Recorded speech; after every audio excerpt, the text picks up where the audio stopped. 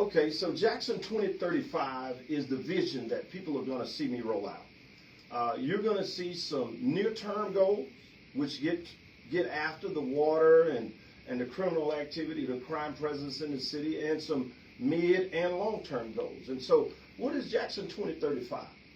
Jackson 2035 is my vision for the city.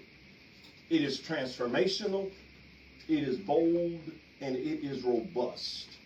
At this point, we just can't keep doing business as usual, right? So 2035 is a 10-year plan that moves the city from where it is today to where we need to be, all right? Where I envision we need to be. So where do you think we need to be? Well, South Jackson and West Jackson seem to have been forgotten about. And so as I'm out talking, I'm talking to folks, just trying to understand what their issues are. I have a platform, but it is very important to me to understand what the needs of the people are. All too often, politicians will talk about what they're going to go do, but they don't even know what's really going on with the people. So having said that, at this point, I think it's important for people to know we're having our first town hall, one of several. Our first town hall is June the 27th at Emmanuel Missionary Baptist Church on Cooper Road. The host pastor is Reverend Horton. And so we're going to be there June the 27th at 6 p.m.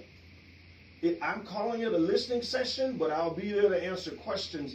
But I need to hear what's going on with the people. People are suffering. People are struggling. People have been through all kind of trauma the last few years. And so what does Jackson 2035 mean? It means that there are going to be some bold initiatives.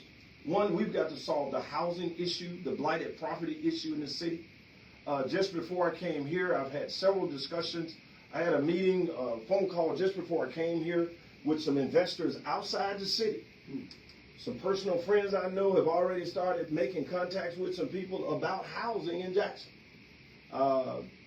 Someone else from the team was with me, and their eyes just kind of glazed over with the conversation. And we're talking $100 million type investments in housing. But I said, hey, I want to make sure that this housing is affordable. Right? We have a population of people that are economically challenged, and we need to make sure we can get back to home ownership in the city. So one of the tenets of 2035 is getting back to single-family home ownership in the city of Jackson. That's my revenue base. One of the biggest pieces of revenue coming in is going to be through single-family home ownership. Number two, how do we take West Jackson and South Jackson and continue to grow Fondren and downtown and the LaFour East Business Improvement District? How do we begin to grow these areas of the city? North Jackson needs some economic development. I'm looking at that Terry Road corridor. It is abysmal. We've got to make that investment. The people in South Jackson deserve better. I envision on Highway 80, a Highway 80 business improvement district that starts at the Metro Center Mall as we know it today, which I intend to put forward a plan with the right people working with me.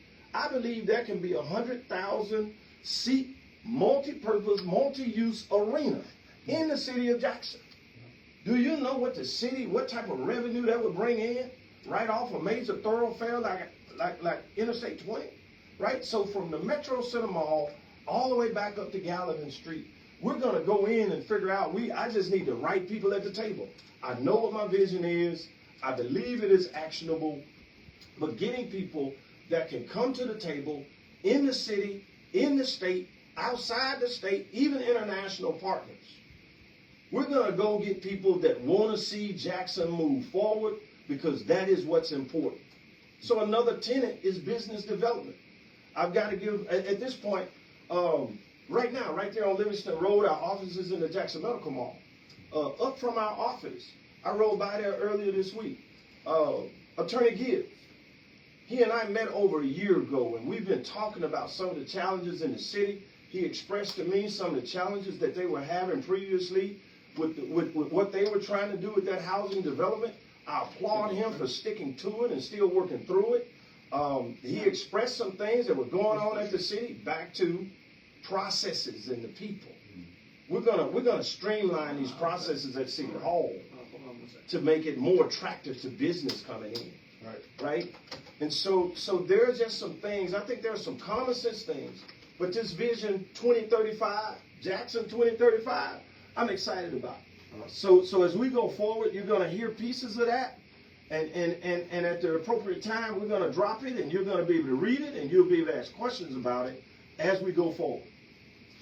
Okay, I believe we have a caller. Are you on the line, caller? If so, announce yourself and go with any question you might have. Caller, you on the air? All right, we're good. If you go ahead to your question or comment, we're a little tight on time.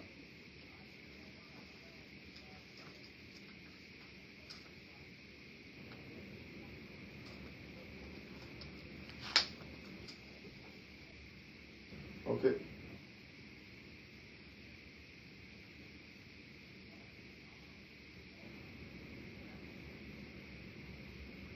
Well, hold, Corinthian. Hey, hold.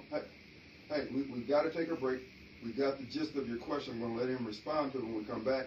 And we'll put you on hold, get your number, and we'll talk with you about you coming in. You can express your idea. Okay? All right. We're going to take a break here. We'll be right back. To answer Corinthian Sanders' question, basically, well, what did you hear him say?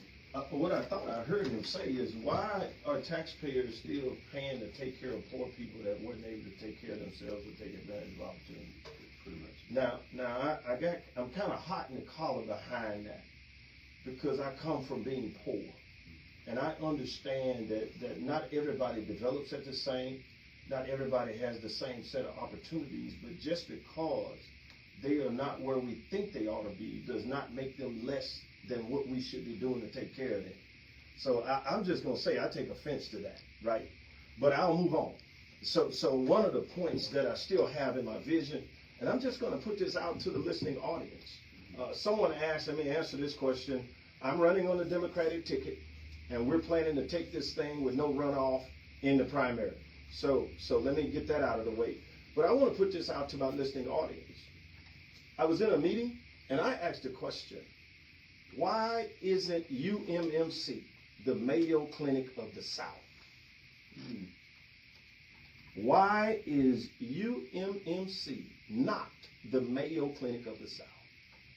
So for me, that's a big question, right? Because I think UMMC can be the Mayo Clinic of the South, or some variation of it, but that requires deep research and the right experts and the right folks coming in. So I said, well, here's what I know about that, and I'll just plug this for a few minutes. 1 minute is, as a military guy, when I traveled around, there were certain things that we looked for, and I had 2 young daughters. The first thing I wanted to know is how is the housing in the area? What type of home are we going to get? What type of neighborhood? Is it safe? Is it clean? Right? What are the kinds of activities that my children are going to be involved in? Right? What is there to do when I take the girls to the babysitter?